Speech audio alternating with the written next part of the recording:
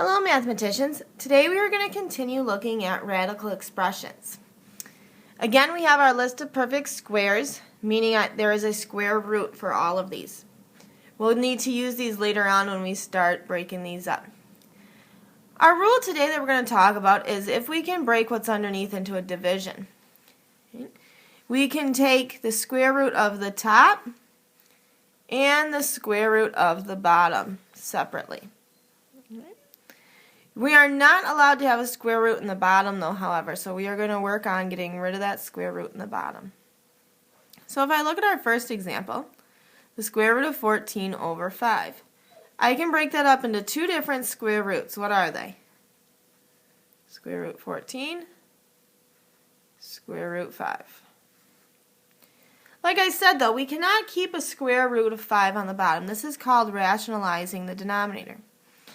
To get rid of a square root 5, we're going to multiply by itself. What I do on bottom, must do on top. The square root of 5 times the square root of 5 is the square root of 25, or 5. So those square root signs cancel out. And then I have on top 14 times 15, or sorry, 14 times 5, square root 70. I need to see if anything on my list goes into 70, so start dividing 70 by these. And I don't think we can divide it by anything.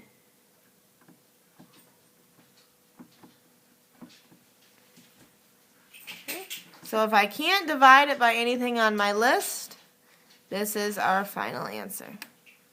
Okay. So we are going to break those up, square root of what's on top, square root of what's on bottom, get rid of the bottom piece. Here, it's already broken up into two pieces. So how do I get rid of the square root of 12? Times the square root of 12. What do I do on bottom? Must do on top. The square root of 12 times the square root of 12, those square roots cancel. You're left with 12. On top, we have 6 times 12, or 72y. We have to look and see, can 72 be divided by anything on our list? Yes. We can break 72 up as the square root of 36 and the square root of 2y. What is the square root of 36? 6. 2y over 12. And lastly, I can't look at underneath, but I can look out here. 6 and 12, what can I divide them both by? Divide by 6 is 1. Divide by 6 is 2. So I'm left with root 2y all over 2. I cannot simplify these because one's inside a square root, one is not. And that is your final answer. So get rid of what's in the bottom, and then look at your list and break it up if you can divide them into something that is a perfect square. Try this next one on your own. Let's see how you did. Underneath I have a division, 10 over 3. So what did you do first? Break it up as the square root of 10 and the square root of 3. Can you have a square root 3 on bottom? No. So how do you get rid of a square root 3? Times root 3. What you do on bottom? Must do on top. What happens with root 3 times root 3? The square root cancels, leaving 3. And on top, the square root of 10 times the square root of 3, square root of 30. Is there anything on my perfect square list that goes into 30 evenly? No. Are you able to simplify the 3 and 30? No, why not? One's under a square root, one is not. So our final answer? Root 30 over 3. Next, we're going to look at conjugates. Conjugates are very similar to being the same thing. So here I have 3 plus root 2, 3 minus root 2. Notice the only thing different is one is a plus, one is a minus. We're going to use conjugates when it comes time to rationalizing our denominator. When we look at our denominator here, I have a square root in there. However, I also have a plus, 2 plus root 2. So these ones are a little different than the last ones we were doing because there is a plus inside. So this is where we are going to use conjugates. We are going to multiply the bottom by its conjugate. So if this is 2 plus root 2, the conjugate would be 2 minus root 2. What you do on bottom, must do on top. We are going to double distribute or FOIL the bottom. So I'm going to multiply the 2 to everything inside. So 2 times 2 is 4. 2 times negative root 2, negative 2 root 2. That one's done. Now I'm going to do this one. Root 2 times 2, positive 2 root 2.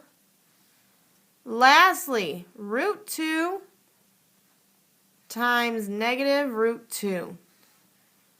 If I have a root 2 times a root 2, what happens to those square root signs? They cancel and give me negative 2 because it was a positive times a negative. So that is double distributing. Notice the middle piece. What do you notice here? A negative 2 root 2 and a positive root 2 root 2. What happens to those? They cancel. One's positive, one's negative.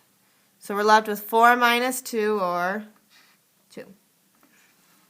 That's just the bottom. The top's a little bit easier because there's only one distribution going on. 3 times 2, 6.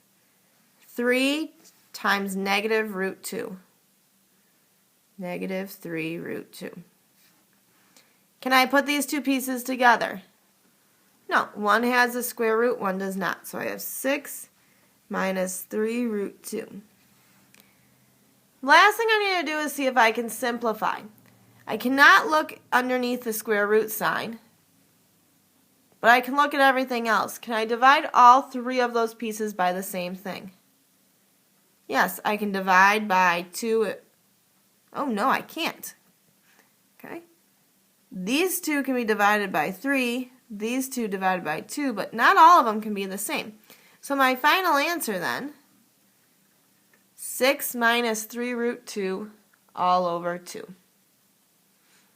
Multiply by the conjugate. Be very careful with your double distribute.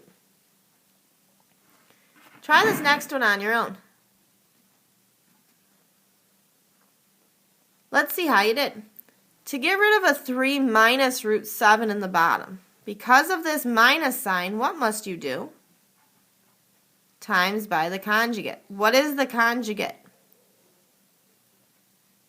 3 plus root 7. What you do on bottom, must do on top. What do you have to do on bottom when you multiply? Double distribute. So 3 times 3 is 9.